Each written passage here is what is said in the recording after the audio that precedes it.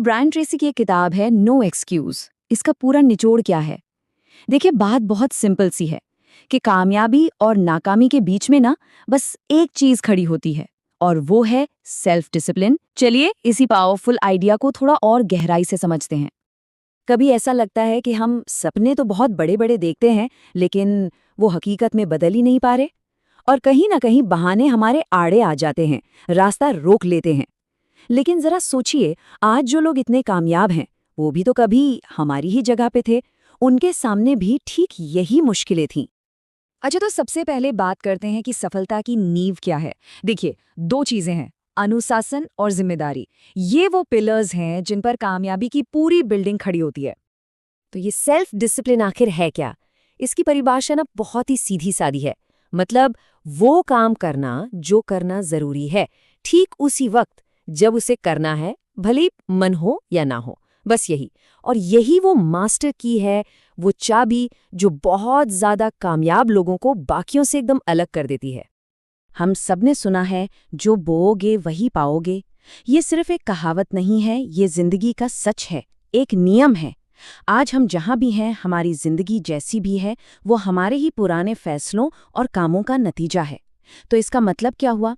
इसका मतलब ये हुआ कि हमारा आने वाला कल इस बात पर टिका है कि हम आज कौन सी डिसिप्लिन्ड आदतें अपनाते हैं। अब यहाँ पर ना सोच में एक बहुत बड़ा बदलाव आता है। एक तरफ तो वो सोच है जहाँ हम हालात को, दूसरों को दोष देते हैं, खुद को एक विक्टिम की तरह देखते हैं, बहाने बनाते हैं। और दूसरी तरफ है अपनी जिंदगी की पूरी 100% जिम्मेदारी लेना, ये मानना कि अपनी जिंदगी के रचयिता हम खुद हैं। और जानते हैं, बदलाव का जो पहला कदम है ना, वो यहीं से शुरू होता है। और इसका सबसे अच्छा उदाहरण तो खुद राइटर ब्रायन ट्रेसी की कहानी है। सोचिए, 21 साल की उम्र में वो एक कंस्ट्रक्शन वर्कर थे। न कोई सेविंग्स, न कोई फ्यूचर प्लान, कुछ भी नहीं। लेकिन फिर एक रात उन्होंने एक फैसला किया कि आज से मेरी जिंदगी की पूरी जिम्मेदारी मेरी है। और बस वही एक फैसला उनकी जिंदगी का सबसे बड़ा, सबसे जरूरी मोड़ बन गया। तो चलिए, थ्योरी तो समझ आ गई, अब बात करते हैं एक्शन की। ये सब असल जिंदगी में कैसे लागू होगा? अब हम देखेंगे वो एक्शन प्लान, वो प्रैक्टिकल तरीके जिनसे इस डिसिप्लिन को रोज की जिंदगी का हिस्सा बनाया जा सकता है। ये एक 7 स्टेप सिस्टम है। सुनने में बड़ा लग सकता है, पर है बहुत पावरफुल। एक कहानी है जॉन नाम के सेल्समैन की। उसने बस यही तरीका अपनाया, अपने गोल्स को लिखा, एक पूरा प्लान बनाया और फिर उस पर टिक कर काम करता रहा। और नतीजा? 12 साल बाद वो $1 मिलियन से ज्यादा कमाने वाला कंपनी प्रेसिडेंट था। तो सबसे पहला कदम क्या है? बस ये तय करना कि आखिर चाहिए क्या, और उसे एकदम साफ साफ कागज पर उतार लेना।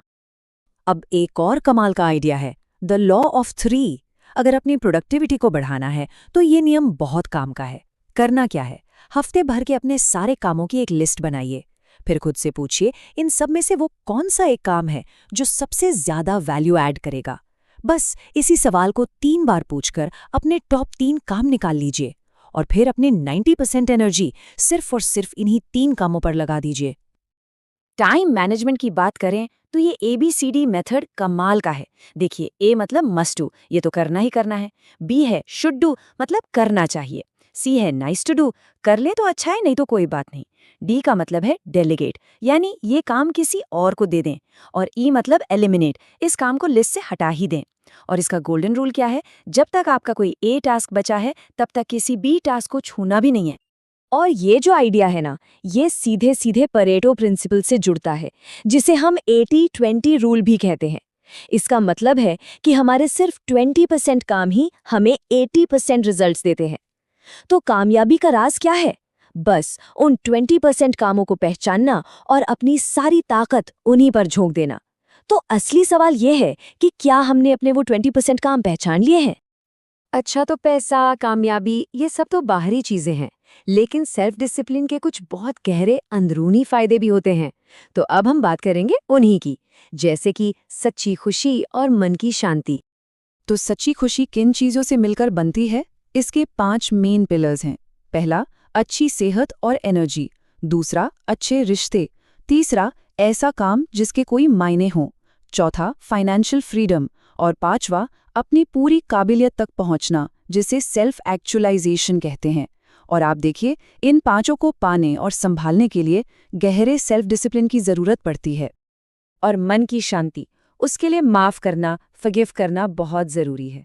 पर यह माफी दूसरों के लिए नहीं होती। देखिए, जब हम किसी को माफ करते हैं तो हम असल में नेगेटिव इमोशंस की कैद से एक कैदी को आज़ाद कर रहे होते हैं, और बाद में पता चलता है कि वो कैदी तो हम खुद थे।